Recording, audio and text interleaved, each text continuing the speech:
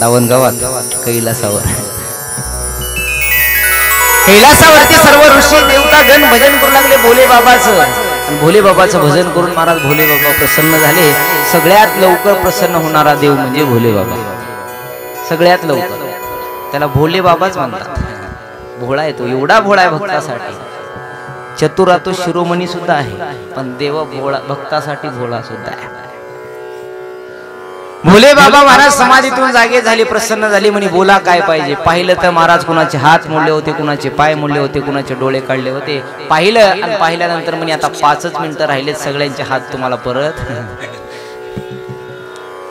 पाहिलं महाराज आणि पाहिल्यानंतर भोले बाबाने सांगितलं बोला काय अपेक्षा आहे. म्हणे अहो काही नाही, त्या वीरभद्राला शांत करा अगोदर. वीरभद्राला सांगितलं शांत हो. वीरभद्राला शांत केलं आणि वीरभद्राला सांगितलं आता तू कोणाला काही इजा करू नको.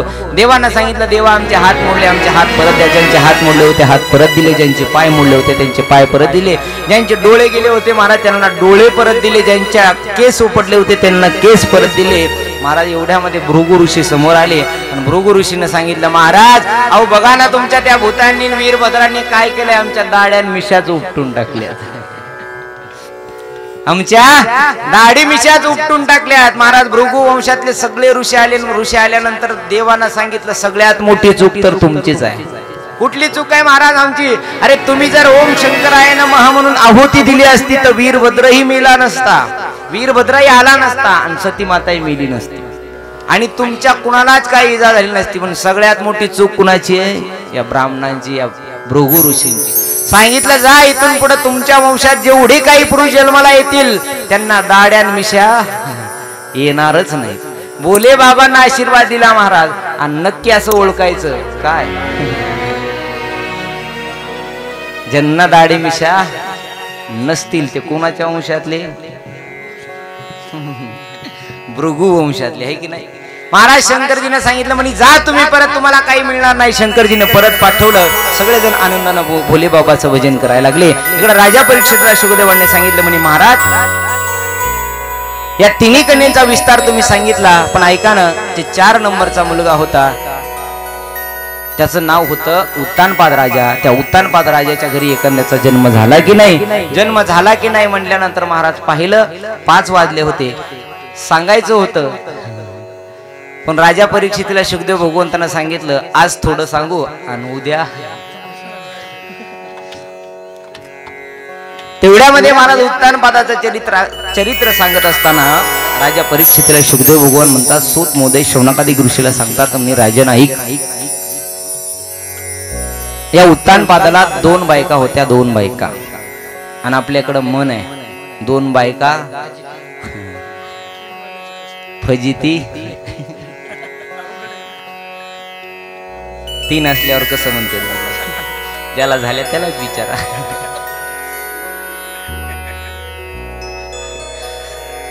या प्रिय उत्तानपाद राजाला 2 पत्न्या होत्या, 2 पत्न्या. आणि या दोन्ही पत्न्याच्या नावातच धर्म लपलेला होता. म्हणून पूर्वीची नावं सुद्धा चांगली लोक ठेवत, आताची नावं नाही ठेवत.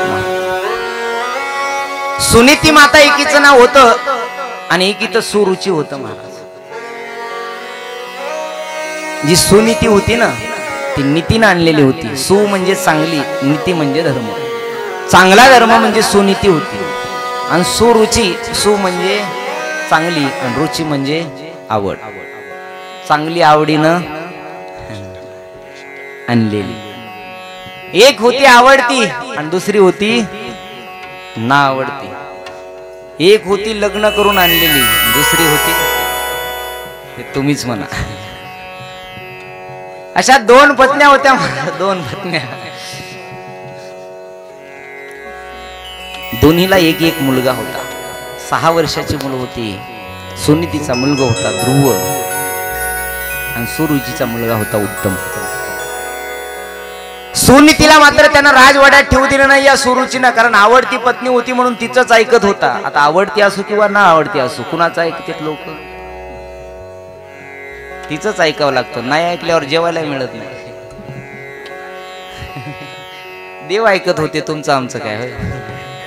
महाराज उत्तानपाद राजानं सुरुचीचा ऐकून सुनीती मातेला घराच्या बाहेर काढलं, गावाच्या बाहेर एक झोपडी बांधून दिली आणि त्या झोपडीमध्ये ध्रुव आणि सुनीती माता राहायची. एक दिवस सकाळची वेळ होती. सकाळच्या वेळी ध्रुव आणि उत्तम राजवाड्याच्या बाहेर खेळत होते. हे होते सावत्र भाऊ, पण सख्या भावाचं सारखं प्रेम होतं, सख्या भावासारखं.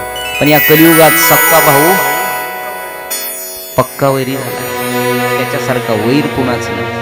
महाराज भागवत कथा, रामकथा हेच शिकवते. रामकथा बंधू भावाचं प्रेम शिकवते की कसं राहावं बंधू भावाने. सावत्र भाऊ होते महाराज, पण सावत्र भावानं राजगादीवरती बसला नाही भरत. माझ्या प्रभू रामचंद्र जर वनवासाला गेला असाल तर 14 वर्ष मी सुद्धा अयोध्येच्या बाहेरच राहून थांबणार. हे प्रेम होतं. ध्रुव आणि उत्तम हे सावत्र भाऊ होते, पण सख्या भावासारखं प्रेम होतं. अर्धा घास सुद्धा दोघात एकत्र घ्यायचे आणि दोघाजण खायचे. एक दिवशी सकाळची वेळ होती.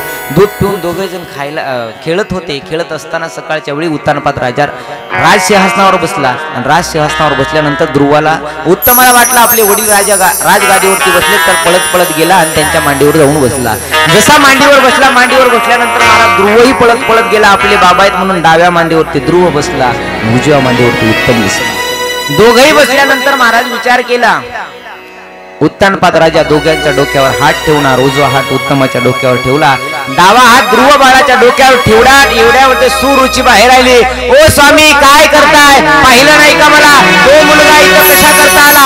उतरा त्याला खाली. महाराज ध्रुव बाळ 6 वर्षाचा होता. 6 वर्षाच्या ध्रुव बाळाला माहिती नव्हतं ही सावत्र आई आहे, ही सख्या आई आहे, काही फरक नव्हता. महाराज ध्रुव बाळाला पिताजींच्या मांडीवर बसलेल्या ध्रुव बाळाला फरफरत ओढवलं, जोराची सापट मारली आणि सापट मारल्यानंतर सांगितलं, हे ध्रुवा, अरे तुला जर तुझ्या पिताजींची मांडी हवी असेल ना, एक काम कर, जा देवाला मागून घे की अरे सुनीतीच्या पोटी जन्म नाही तर सुरुचीच्या पोटी जन्म घ्यावा लागेल, मग तुला मिळेल तुझ्या पिताजींची मांडी. काही वाईट परिस्थिती असते का जीवनामध्ये? कधीच कुणाला सावत्र आईशी प्रसंग पडू नये. कलियुगातल्या सावत्र आई खूप वाईट वागतात, खूप. या सुरुचीनं सावत्र मुलाला म्हणून सौतीचा मुलगा म्हणून महाराज सापट मारली. राज्य मागितलं नव्हतं, फक्त डाव्या मांडीवर बसला होता, अधिकार होता त्याचा, पण डाव्या मांडीवर बसल्या कारणानं राग आला. रागाच्या भरात महाराज सुरुचीनं सापट मारली.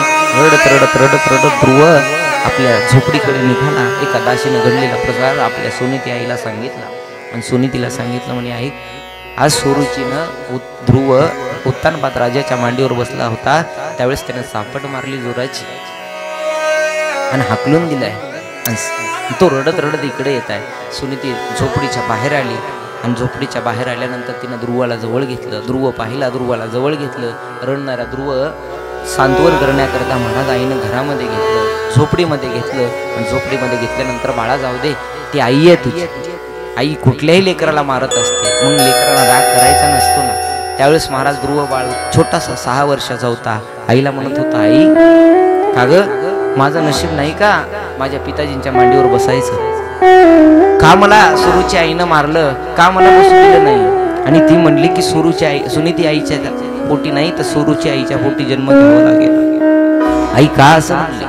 त्यावेळेस सुनीतीच्या डोळ्यामध्ये पाणी आलं आणि सुनीती माता आपल्या 6 वर्षाच्या ध्रुव बाळाला सांगते, बाळा, हे तुझं भाग्य नाहीये, हे माझं नशीब आहे. अरे माझ्या नशिबातच तुझ्या पित्याचं प्रेम लिहिलेलं नाहीये, माझ्या पतीचं प्रेम माझ्या नशिबामध्ये नाही, माझ्या सौभाग्याचं प्रेम माझ्या नशिबामध्ये नाही. त्याचे फळ तुला भोगावे लागतात. प्रारब्धाची गती किती वाईट असते मायबाप ऐका. सुनीतीचा पती होता उत्तानपाद राजा, पण त्याच उत्तानपादानं आपल्या पत्नीला घरात नाही ठेवलं, एका झोपडीत पाठवून दिला. सुनीती तिथंही खुश राहायची, आनंदात राहायची. पण ध्रुव बाळ 6 वर्षाचा होता. 6 वर्षाच्या ध्रुव बाळाला मांडीवर बसलेल्या उत्तानपाद एक शब्दही बोलू शकला नाही. बोलला असताना उत्तानपाद, अरे मांडीवर तर बसलाय, बसू दे ना, काय होत आहे? पण महाराज आवडीची बायको होती ना, आवडीची सुरुची होती ना, कसा बोलणार तो? शांत बसला होता उत्तानपाद राजा. ध्रुव मात्र रडत रडत बाबा बाबा म्हणत म्हणत राजवाड्याच्या बाहेर काढला. सुनीतीनं विचारलं, बाळा हे तुझं भाग्य नाही, हे माझ्याच नशिबात नाही पत्याचं प्रेम. सुनीतीनं समजून काढून सांगितले. तेव्हा मात्र ध्रुव बाळ रडत रडत विचारत होता, आई भाग्य कोण लिहितं ग, आई नशीब कोण लिहितं? त्यावेळी सुनीतीनं सांगितलं, अरे बाळा नशीब देव लिहित असतो, तो देव नशीब लिहित असतो, देव नशीब लिहित असतो. म्हटल्यानंतर ध्रुवानं रडत विचारलं, आई देव कुठं राहतो, देव कुठं राहतो? म्हटल्याबरोबर महाराज सांगितलं, देव त्या जंगलामध्ये राहतो. बाळाची समजूत काढण्याकरता सुनीतीनं सांगितलं, देव जंगलात राहतो, अरण्यात देव असतो. एवढंच ऐकलं महाराज. सायंकाळची वेळ झाली, 1 ग्लास दूध पिला. बाळ झोपला, पण झोप लागत नव्हती. मनामध्ये टोचत होतं की सावत्राईनं सांगितलंय, जा देवाकडं आणि देवाकडून मागून घे की तुझ्या नशिबात तुझ्या पित्याचं प्रेम. तेच करायचं ठरवलं ध्रुव. मध्यरात्रीची वेळ झाली, सुनीती माता झोपली. मध्यरात्रीच्या वेळी ध्रुव बाळ निघाला. मध्यरात्रीच्या वेळी माहिती नाही कुठं जायचंय, फक्त आईनं सांगितलंय जंगलामध्ये त्या वनामध्ये देव राहतोय आणि त्या देवाला आपलं करून घ्यायचं. माझ्याही नशिबात आणि माझ्या आईच्या नशिबात आमच्या वडिलाचं तिच्या पतीचं प्रेम लिहून आणायचंय. हे निघाला महाराज ध्रुव बाळ निघाला. जात असताना महाराज मध्यरात्रीची वेळ होती. मध्यरात्रीच्या वेळी नारद महर्षीला वाटलं, अरे 6 वर्षाचा बाळ याला देव काय हेही माहिती नाही, देवाचं नाव काय हेही माहिती नाही, कसा जाणार? अरे जंगलामध्ये ते हिंस्र पशु असतील, त्याला खाऊन टाकतील. मी सांगितलं ना, एकदा का आपण देवाकडे निघालात ना, संत कुठल्या ना कुठल्या स्वरूपामध्ये आपल्या रस्त्यामध्ये येतील आणि देवापर्यंत आरामाने घेऊन जातील. फक्त आपण घर सोडलं पाहिजे, देवाकडे निघालो पाहिजे. एकदा का देवाच्या रस्त्याना निघालात ना, कुठल्या ना कुठल्या स्वरूपात आपल्याला साधू संत महात्मे भेटतील आणि मार्ग दाखवतील. मार्ग दावून गेली आधी दयानिधी संत ते. ध्रुव बाळाने विचार केला, निघाला ध्रुव बाळ महाराज. मध्यरात्रीची वेळ होती. ध्रुव बाळ निघाल्यानंतर नारद महर्षीची भेट झाली आणि नारद महर्षीची भेट झाल्यानंतर महाराज पाहिलं, ध्रुव बाळाला सांगितलं, ओम नमो भगवते वासुदेवाय मंत्राचा जप कर, तुला देव नक्की भेटतील महाराज. नारद महर्षी ध्रुव बाळाची भेट झाली आणि ध्रुव बाळाची भेट झाल्यानंतर आनंदाने महाराज सगळेजण ध्रुव बाळाच्या मागं भजन करू लागले. ओम नमो भगवते वासुदेवाय,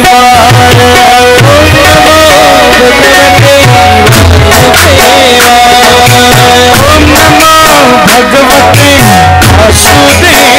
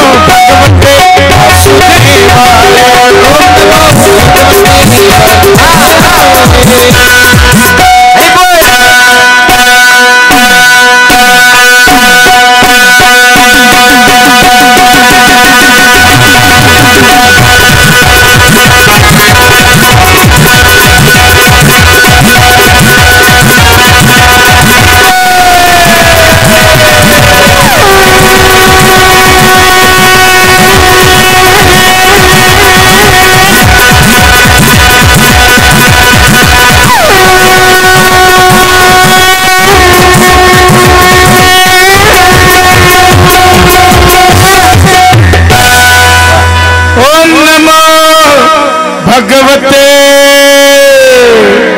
वासुदेव. सगळ्यात कलाकार या त्यावेळेस परळीला होता ना, त्यावेळेस ते जनक महाराजाला तर काहीच बोलू देत नव्हतं. ती म्हणे बोलायचंच नाही. जनक महाराज म्हणले तू नक्की गोविंद महाराजाला ऐकून येतोस कुठं तरी. गोड आहे. ध्रुव बाळ निघाला महाराज वनामध्ये आला. नारद महर्षीची भेट झाली. नारद महर्षीने उपदेश केला की ओम नमो भगवते वासुदेव मंत्राचा जप कर. तो जप कसा करायचा, किती वेळ केला, कसा केला हे आपण सगळं पाहू. पण आजच्या कथेत नाही, कधी उद्याच्या कथे. आजची कथा याच ठिकाणी पूर्णविराम. उद्या मात्र भागवत कथेचा 4था दिवस आहे. 4थ्या दिवशी काय असतं, कथा असते म्हणा. उद्या 4थ्या दिवशी लग्न. भगवान श्रीकृष्ण परमात्म्याचा जन्म करायचा आहे. आणि जन्माला येत असताना मग काय घेऊन येणार, सोन्याचे चांदीचे दागिने आहे की नाही. कारण लहान लेकराला बघायला जाताना काय घेऊन जातात तुमच्या इकडं, पार्ले.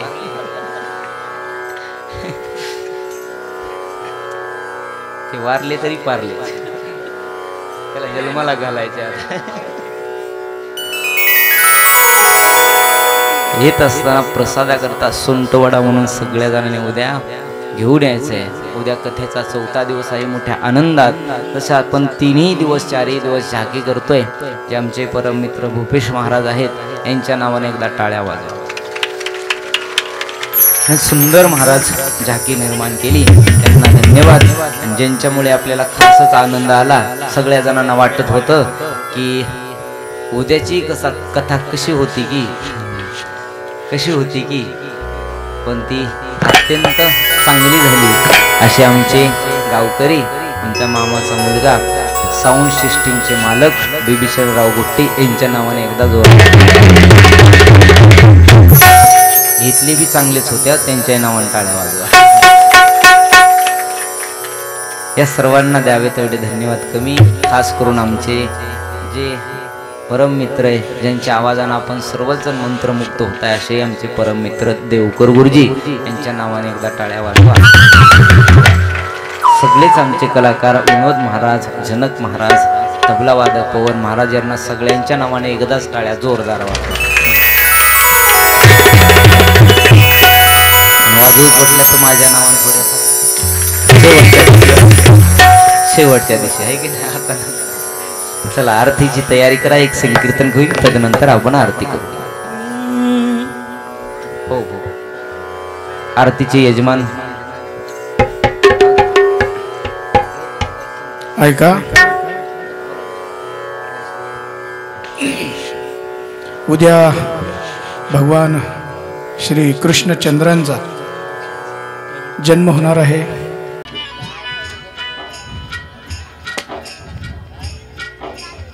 हॅलो. कीबोर्डचा बेस सेंटरला आहे. हॅलो. सिंथेसायझर सेंटर करा, थोडासा कमी करा बेस.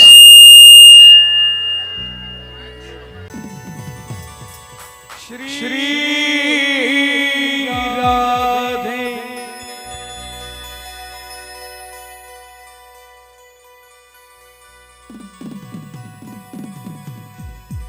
करू सुरुवात.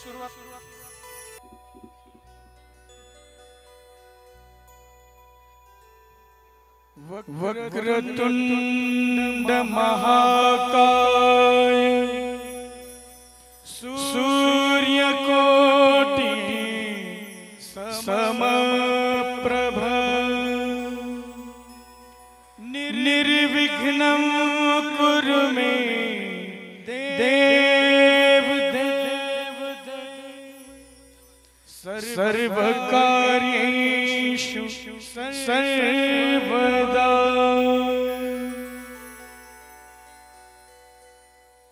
जीवन की शाम आई पर शाम नहीं आए. बैठा हूँ तेरी राह में, मैं पलकन को बिछाए. जीवन की शाम आई पर शाम नहीं आए. बैठा हूँ तेरी राह में, मैं पलकन को बिछाए. नींद न आए रे, चैन न आए रे, नींद न आए रे, चैन न आए रे. जीवन सारा बीता जाए, शाम न आए रे. नींद न आए रे, चैन न आए रे, नींद न आए रे, चैन न आए रे. जीवन सारा बीता शाम न आए रे, नींद न आए रे. पल पल जाए, छिन छिन जाए, पल पल जाए, छिन छिन जाए, कैसे करूं मैं हाय. नींद आए रे, चैन आए रे,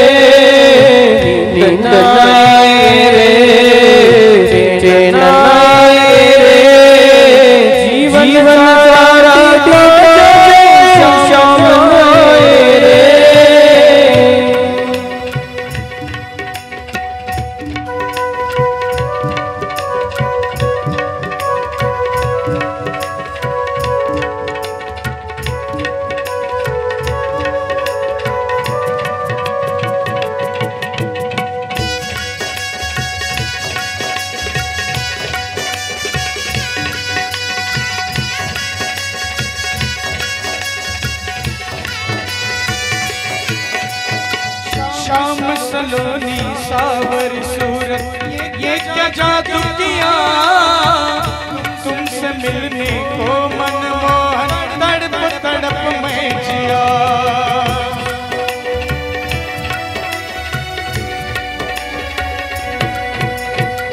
शाम सलोनी सावर सूरत ये क्या जादू किया तुमसे मिलने को मनमोहन तड़प तड़प मैं जिया कटे नहीं दिन रैन तेरे बिन कटे नहीं दिन रैन तेरे बिन सारी रात जगाए नींद न आए रे चैन न आए रे नींद न आए रे चैन न आए रे जीवन सारा बीता जाए शाम न आए नींद न आए रे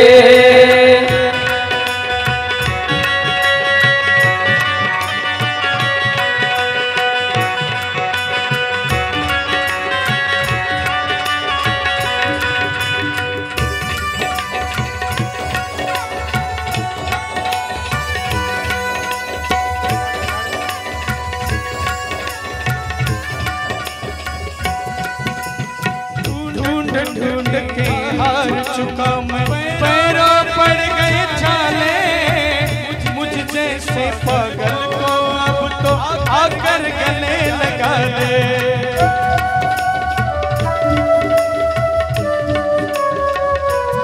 ढूंढ ढूंढ के हार चुका मैं पैरों पड़ गए छाले मुझ जैसे पागल को अब तो आकर गले लगा ले दर्द को क्या जाने ये दुनिया दर्द को क्या जाने ये दुनिया कोई समझ न पाए नींद न आए रे चैन न आए रे नींद न आए रे चैन न आए रे जीवन सारा बीता जाए शाम न आए रे नींद न आए रे चैन न आए रे जीवन सारा बीता जाए शाम न आए रे शाम न आए रे शाम न आए रे शाम न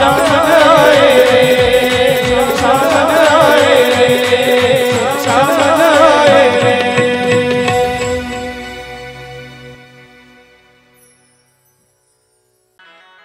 जेति जगति माया यस्य कायां धवस्ते वचन रचन में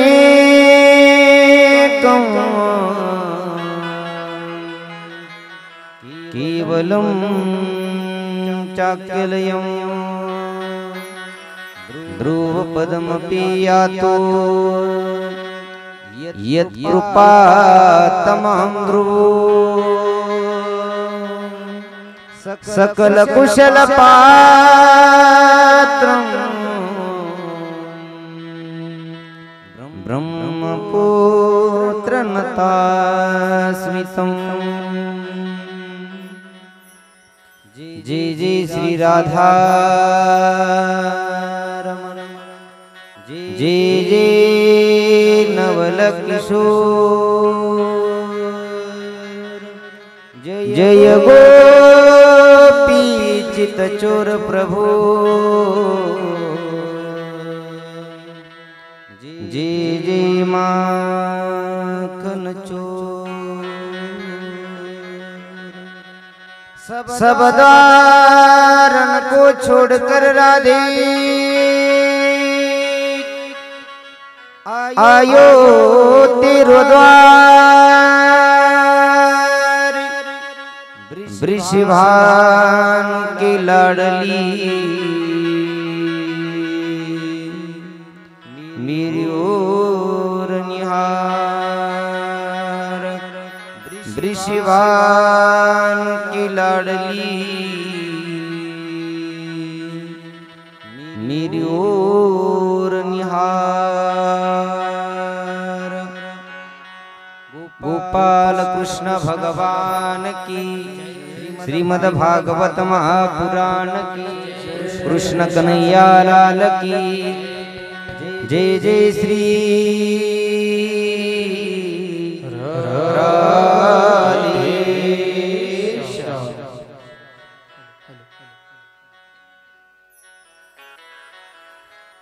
ज्ञानेश्वर ज्ञानेश्वर परम मंगलमय अकारण करुणा वरुणालय भक्त तडित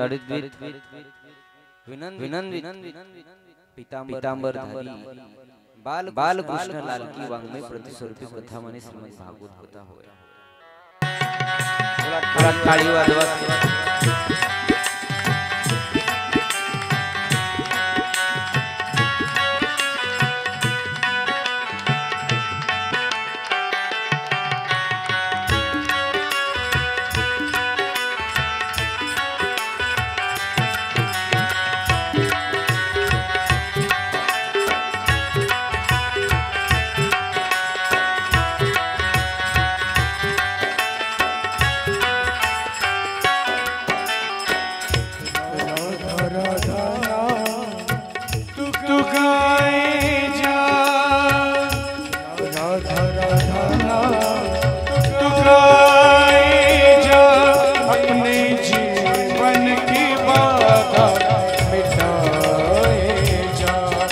अपने जीवन की बाधा मिटाए जा। बोल राधे बोल राधे बोल राधे बोल राधे। राधा राधा तू गाए जा। राधा राधा अपने जीवन की बाधा मिटाए जा। अपने जीवन की बाधा मिटाए जा। राधे बोल राधे बोल राधे बोल राधे।